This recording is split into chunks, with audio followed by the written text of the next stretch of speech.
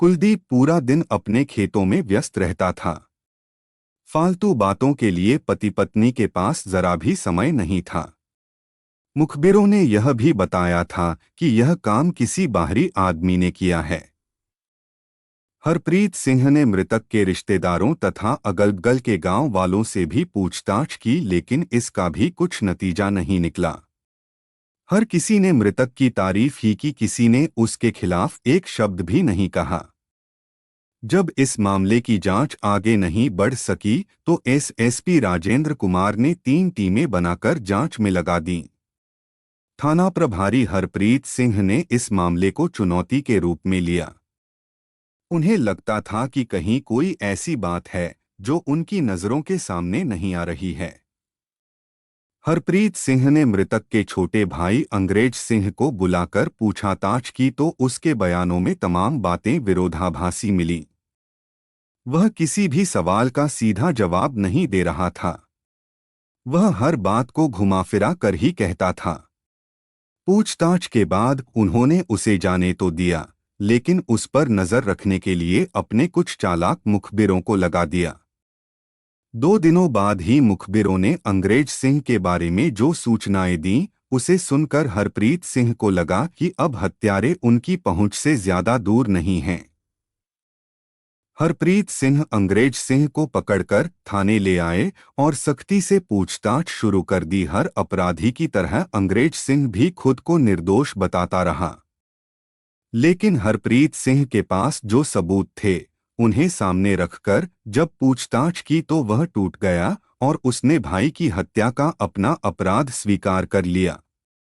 उसने कहा कि उसी ने अपने दोस्तों बगीचा सिंह पुत्र निम्मा सिंह निवासी गांव थेवाला, जसवंत सिंह पुत्र गुरबचन सिंह निवासी गांव हुसैनपुर दुल्लेवाला, राजू पुत्र दर्शन सिंह निवासी गांव हुसैनपुर दुल्लेवाला, परविंदर सिंह पुत्र दर्शन सिंह निवासी गांव मुहालम जिला फिरोजपुर तथा चरणजीत सिंह पुत्र सुच्चा सिंह निवासी गांव थेवाला के साथ मिलकर भाई की हत्या की थी।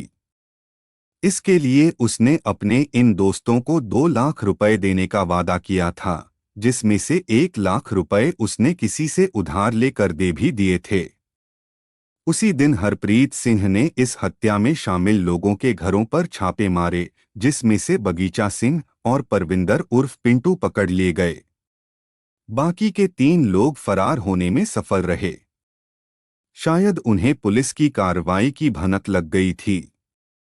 गिरफ्तार किए गए तीनों अभियुक्तों से पूछताछ में कुलदीप सिंह की हत्या की जो कहानी सामने आई, वह हीन भावना से ग्रस्त एक ईर्ष्यालु भाई की घृणित मानसिकता का परिणाम था।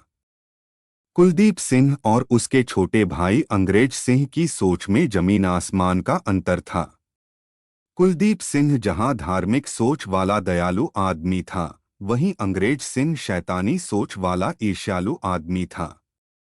तीसरा भाई रणजीत सिंह मंदबुद्धि था, इसलिए उसे परिवार की किसी चीज से कोई मतलब नहीं था।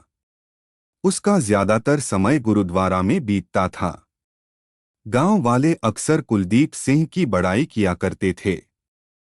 यह बात अंग्रेज को बिल्कुल नहीं भाती थी। गांव में कोई समारोह होता तो कुलदीप सिंह को उसमें सबसे आगे रखा जाता। यह सब देखकर अंग्रेज सिंह जल उठता था। उसे इस बात पर गुस्सा आता था कि कुलदीप सिंह की तरह लोग उसकी इज्जत क्यों नहीं करते। एक दिन शराब पीते समय यही बात उसने अपने दोस्त बगीचा सिंह से कही तो उसने कहा, उसके रहते तुझे कोई नहीं पूछेगा भाई, इसलिए तू उसे खत्म क्यों नहीं कर देता। ऐसा कैसे हो सकता है? अंग्रेज सिंह ने हैरानी से कहा। भाई बढ़िया आइडिया दे रहा हूं। तुझे भाभी बहुत अच्छी लगती है न? कब से तू उसके पीछे पड़ा है, लेकिन वह तुझे हाथ नहीं रखने दे रही है। कुलदीप को मार देगा तो वह तेरी हो जाएगी। इसके अलावा उसकी जमीन भी तेरी हो जाएगी। तेरा छोटा भाई पागल ही है, उसके हिस्से की भी जमीन तुझे ही मिलेगी। इस तरह पूरी प्रॉपर्टी का मालिक तू अकेला हो जाएगा। बगीचा सिंह ने कहा। अंग्रेज सिंह की आंखें हैरानी से फैल गईं। उसने कहा, यार बगीचा, तूने यह बात पहले क्यों नहीं बताई? तूने कितनी सच बात कही है। भाई के न रहने पर भाभी करमजीत कौर न खुद को संभाल पाएगी और न इतनी जमीन को डोट, मजबूरन उसे मेरा सहारा लेना पड़ेगा। फिर तो मेरी चांदी ही चांदी हो जाएगी। यह बात दिमाग में आते ही अंग्रेज सिंह भाई कुलदीप की हत्या की योजना बनाने लगा। 2 बार तो उसने नलकूप की मोटर के स्टार्टर में बिजली का नंगा तार बांध दिया कि कुलदीप मोटर स्टार्ट करने आए तो करंट से उसकी मौत हो जाए। लेकिन तार पर नजर पड़ जाने की वजह से कुलदीप बच गया। इसके बाद अंग्रेज ने कुएं के ऊपर रखा लकड़ी का पटरा हटाकर पतली सी प्लाई रख दी, जिससे कुलदीप उस पर चढ़े तो वह टूट जाए और कुलदीप सीधे कुएं में गिर जाए। नीचे पंखा लगा था, अगर कुलदीप उस पर गिरता तो मर जाता। लेकिन उस पर भी कुलदीप की नजर पड़ गई। उसने उसे हटाकर मोटा पटरा रख दिया। इस तरह कुलदीप सिंह को मारने की अंग्रेज सिंह की सारी कोशिशें विफल हो गईं। अपनी इन कोशिशों में असफल होने के बाद अंग्रेज सिंह ने कुलदीप की हत्या पैसे लेकर हत्या करने वालों से कराने पर विचार किया और बगीचा सिंह के माध्यम से उसने राजू, परविंदर और चरणजीत सिंह को 2 लाख रुपए में बड़े भाई की हत्या की सुपारी दे दी। 1 लाख रुपए उसने एक आदमी से उधार लेकर एडवांस भी दे दिए। रुपए देने के बाद अंग्रेज सिंह ने पांचों को पिस्तौल खरीदने के लिए उत्तर प्रदेश भेजा। ये सभी बरेली, अलीगढ़ आदि शहरों में घूमकर 7 सितंबर को लौट आए। इन्हें कहीं पिस्तौल नहीं मिली। आखिर में तय हुआ कि किसी तेजधार हथियार से कुलदीप सिंह की हत्या कर दी जाए। 9 सितंबर की दोपहर को जब कुलदीप सिंह खेतों का काम निपटाकर मोटर बंद करने के लिए नलकूप के कमरे में गया तो वहां बगीचा सिंह और परविंदर उर्फ पिंटू पहले से बैठे थे। कुलदीप मोटर बंद करने के लिए जैसे ही कमरे में घुसा, दोनों ने एकदम से कुलदीप पर हंसिया और चाकू से हमला कर दिया। अचानक हुए इस हमले से कुलदीप चकराकर जमीन पर गिर पड़ा और कुछ देर तड़पकर मर गया।